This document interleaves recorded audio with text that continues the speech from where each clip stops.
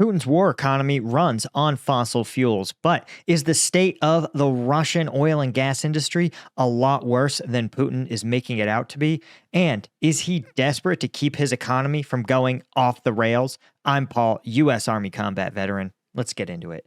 Okay, so this is a couple of stories that if you don't dig, you might not realize are pretty significant, right? This is literally a tale buried in the Pipeline and Gas Journal. But according to Russia's Novatek company, they are shutting down commercial operations of their first and only operational train running Arctic liquid natural gas. This is earlier this month. They shuttered it with no plans to restart it.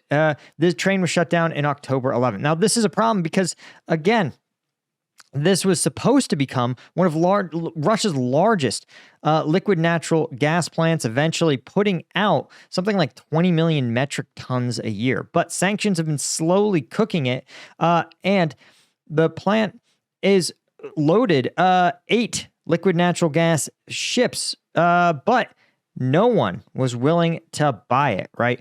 And they said the shutdown of the plant is ultimately a reflection of lack of appetite from buyers, but this is something a little different. This says that nobody is touching Russian liquid natural gas.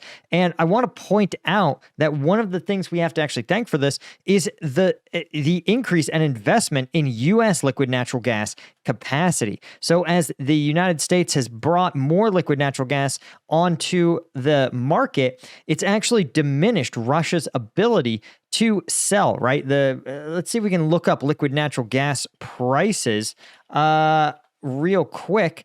So this is from the liquid natural gas site, and you can see that in January 2023, it was actually pretty high at $7, and then bam, something happened at the start of the year that just killed it. There was a brief moment of some kind of anxiety in January, but you can see now it's actually at almost a 2-year low. So, and trading for literally less than $2, something that we haven't seen. We saw a little bit here actually in, looks like around June, but this low has been persistent, and it's likely causing some real problems for Russia. Again, it says U.S. efforts have succeeded in killing the project, right? And next summer, Novatek will reassess appetite from potential buyers, right? 4 tankers literally laden with LNG are certainly sitting in the water doing absolutely nothing.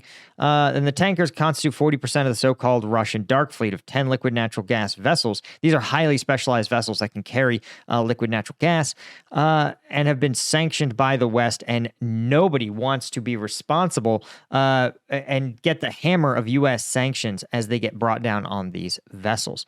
But you might say, guys, there's one source of revenue that is untouched by any sanction, and that is Russian pipeline gas. That's right. There's a special carve-out for Russian oil and gas that passes through pipelines overland to Europe. But even here is a problem because that is only going to persist until January 1st, 2025, right? That is when a major contract that governing the transit of Russian gas through Ukraine will end, and nobody knows if it's going to continue. But there's a little bit of calculus here. While Ukraine has allowed the gas to continue to flow through the pipeline, Ukraine has actually, part of their incursion into Sudza, has targeted the only active gas metering station.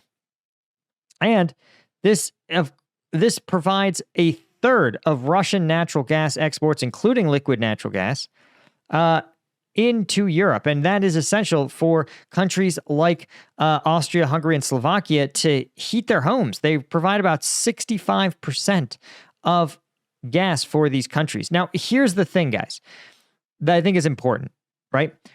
The EU says that a non-binding goal, which means, aspirational, this is a non-binding goal is the country version of your neighbor who's like, I'm going to start working out next year. And you're like, sure you are, buddy. And it's the 16th time he said it. But yeah, the intent's there, and you get some credit for at least acknowledging that you want to. Russia wants to stop all gas imports by 2027. But Ukraine may choose to speed that up by not renewing this contract, saying that, listen, we are not going to bankroll the Russian war machine. Or they could also simply say, listen, well, they are effectively holding the metering station in Sudza hostage, saying that, if Russian forces were to try to retake Kursk, based on their current tactics, Russian forces themselves may take out the gas metering plant and the Ukrainians may not have to do anything. But Ukraine would lose about 0.5% of its GDP from ending the transit contract.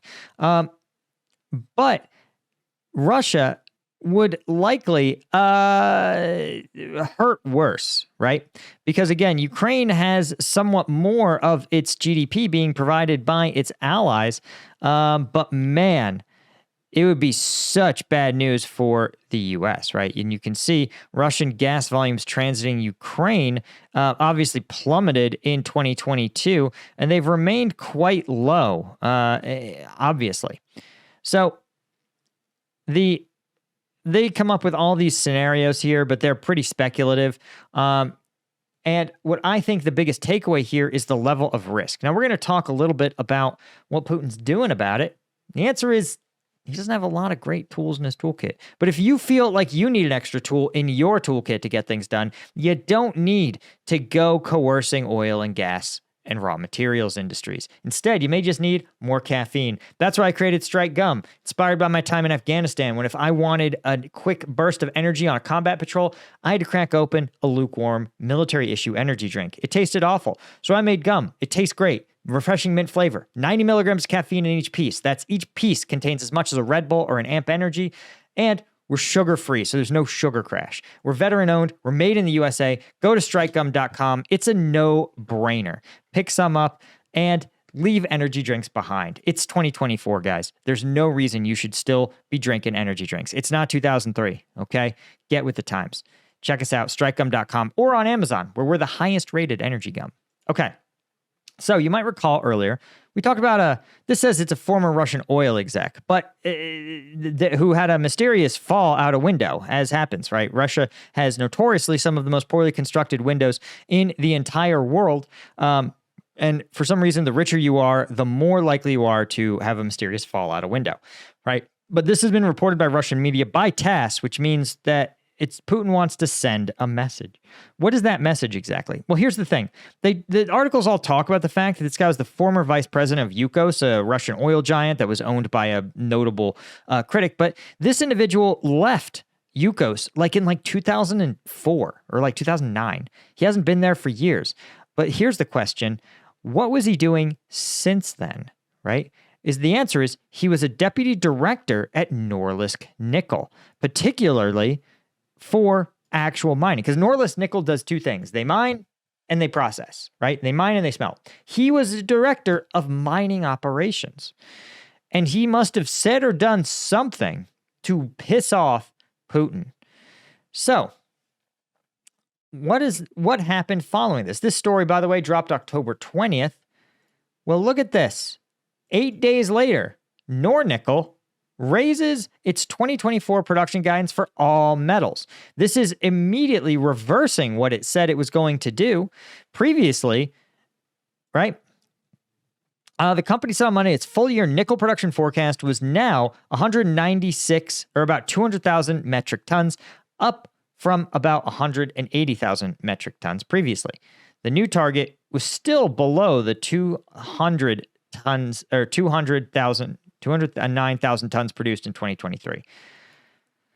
This is interesting because, again, this is so different from anything. This is a total pivot from their previous guidance because Nornickel is not subject to direct Western sanctions, though sanctions against Moscow have prompted some Western producers to avoid buying Russian metal, and it's complicated payments, leading Nornickel to redirect sales and, in some cases, production to Asia. So what I think you have here is an executive who said, listen, we aren't going to pull nickel out of the ground that we don't have someone to sell it to. And if we sell it to them, if we pull it out of the ground in these quantities, it's going to depress the price. We're going to make less revenue. And I think Putin said, F you, you are going to produce as much natural gas or as much nickel and copper and palladium as you did last year, no matter what. And so I think that's what they done. I think they threw that guy out the window and his replacement came in and he said, you know what? I took a look at the numbers and my predecessor, he was wrong, guys. We're going to produce so much more than we did last year. And the fact is, though, this is what I find most interesting, is that these numbers are conveniently not overlapping in the least, right? The high end of this new number just surpasses the low end of this guy's number, but not by much.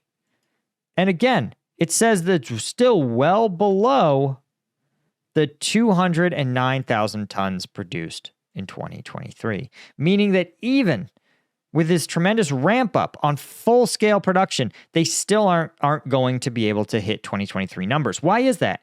It's because the sanctions are slowly cooking Russia. Remember, guys, that if you imagine, for example, if someone was to sanction car parts in the United States, right? What would happen? Well, at first, nothing. Most of us have functioning cars on day one. But after a month, you'd start to see junkers start to come off the road. And you'd start to see more and more cars getting pulled apart for parts, cannibalized, right? But after a year, you would see probably something like 25% of cars would be unable to operate. And after 3 years or 4 years, you would see almost every car would have some kind of unrepaired maintenance issue. Now, this is what's happening to Russian industrial production because they can't get specialty parts, right? What do you think? Who do you think makes the equipment that does this mining, right? Look at this picture here. Who do you think is out here making it? You think Russia's making its own construction equipment? No, dude. Yeah, I can literally see the blue of a caterpillar. This is a US company. Do you think that Cat is going to be selling Russia spare parts? No way. Same with these ore processing facilities. These are made in Germany, some of these sorters, and Germany is not selling them to Russia. So slowly, parts are getting harder to purchase. They're taking longer to get in. Production is being delayed, right? And so costs are rising and the market is failing. So we're seeing the Russian economy start to trend downward. Now, here's the thing, guys. In terms of Russia's actual ability to field a fighting force, it's still going to be able to. But this war isn't about whether or not Russia can actually purchase bullets. It's about whether it can purchase bullets and still keep the Russian public placated. Because here's the thing. The more the Russian public feels the reality of their war economically, the worse off, the more they are going to rail against it. And we know during the first wave of mobilization that Putin full-on panicked at how outraged the public were. And so if inflation continues to hike, if the Russian economy starts to falter, payments, remember, guys, these things, these natural gas sales, yeah, they fund the war machine. They also fund grandma and grandpa's social security, right? Pensioner payments. They fund Russian hospitals.